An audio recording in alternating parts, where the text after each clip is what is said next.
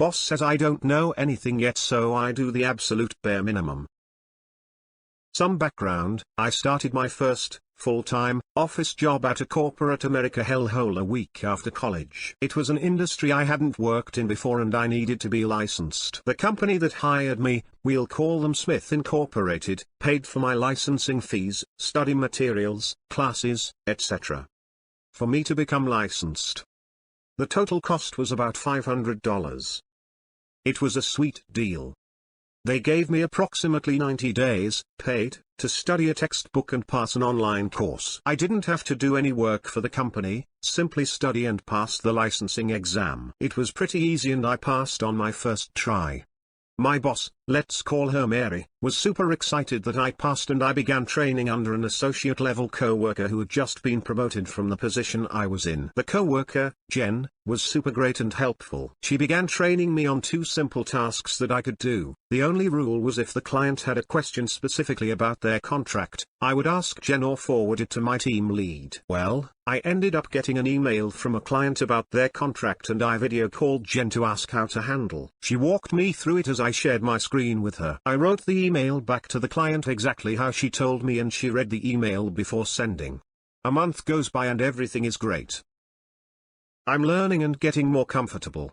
Then I get a really nasty email from Mary. She CCs my whole team into the email, going on and on about how I cannot answer contract questions and how she's gone over this with me before. She hadn't. Jen was the one who told me I can't answer contract questions. Both Jen and I try to explain what happened and that Jen was the one who wrote the email. I just typed what Jen said and sent it from my email since the client emailed me and not Jen. Mary then calls the team up in a video call and goes on about how I don't know anything and I just started and I really don't know how this industry works and that answering contract questions is out of my job description.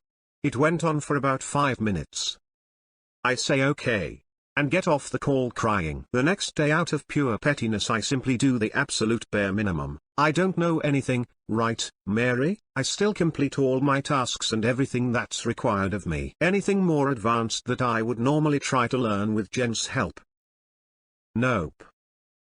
I just forwarded it to our team lead and said sorry. Mary said I can't do anything outside of my job description. Work was much less stressful after I decided to listen to Mary. And what many others told me before, don't do anything outside of your job description. Also, Mary later fired me for being a whistleblower when I reported the company to the health authority for violating COVID protocols.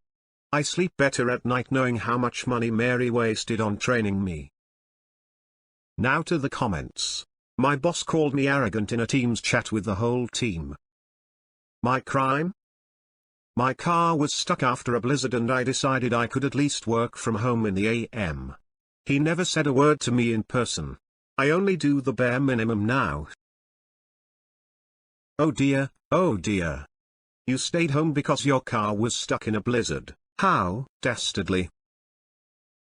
Here in the UK there are safeguards to protect whistleblowers. They can't just fire you like that. It's unfair dismissal and you would be able to take them to claims court. Same in the US.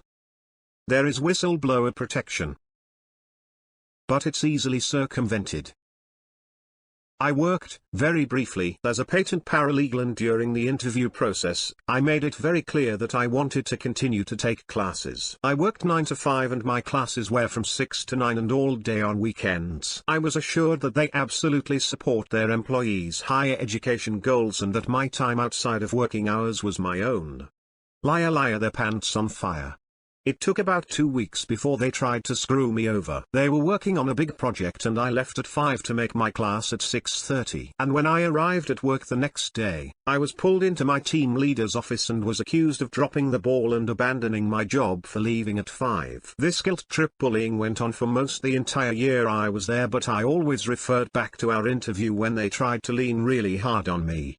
When I finally quit, it was like a huge weight I didn't even know was there got lifted off of my shoulders. However, I absolutely know I twisted them into knots way more than they twisted me. From what I heard from my former co-workers I kept in touch with, it turned into a complete shit show after I left. I love the fact that I have to convince my boss to let me stay outside my contracted hours. Usually, I only do it if I'm in the flow of some project or another, or if doing thing X now saves me the effort of doing bigger thing Y the next day/week, as some of the things I work on are time sensitive. That you cannot email clients recontracts might have been a legal requirement.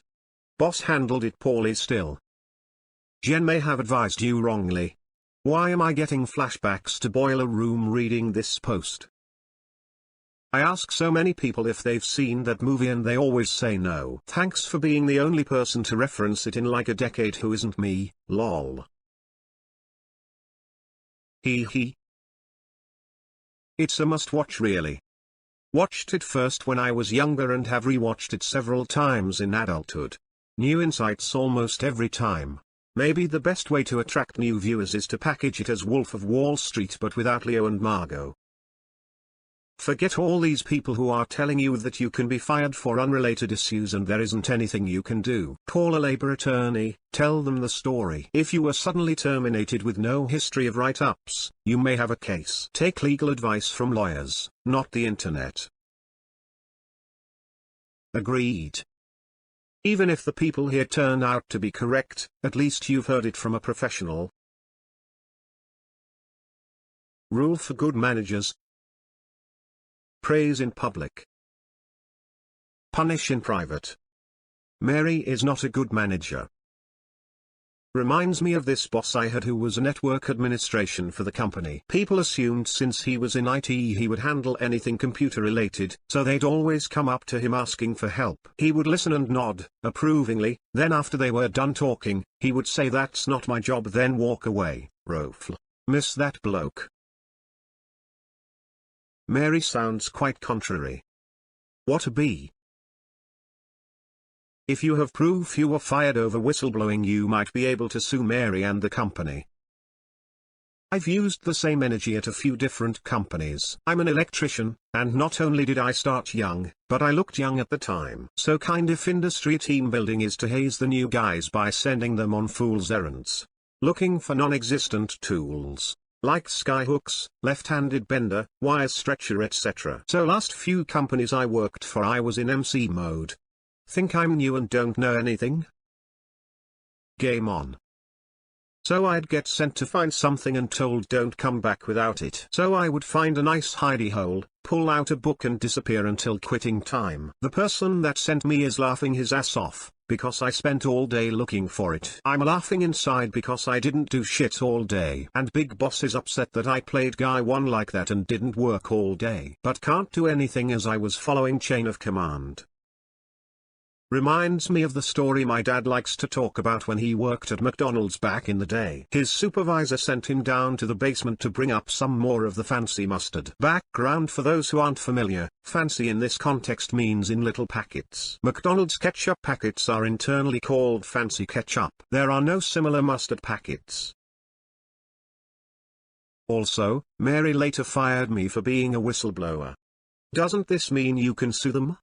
I thought whistleblowing is protected in some capacity. I'm pretty sure you can bring down the legal hammer on Mary in most countries if you can prove she fired you for whistleblowing. And if the only bad part of the job is Mary, you could probably get your job back and get her fired if you do, please. Lol, did you get an attorney? Your firing was illegal and you could seriously make dollar with a lawsuit against her. Before you left, did you give Mary a new desk nameplate, one that says Karen? Mary ought to be locked up. Firing whistleblowers should carry a multiple-year sentence, regardless of how small the matter is.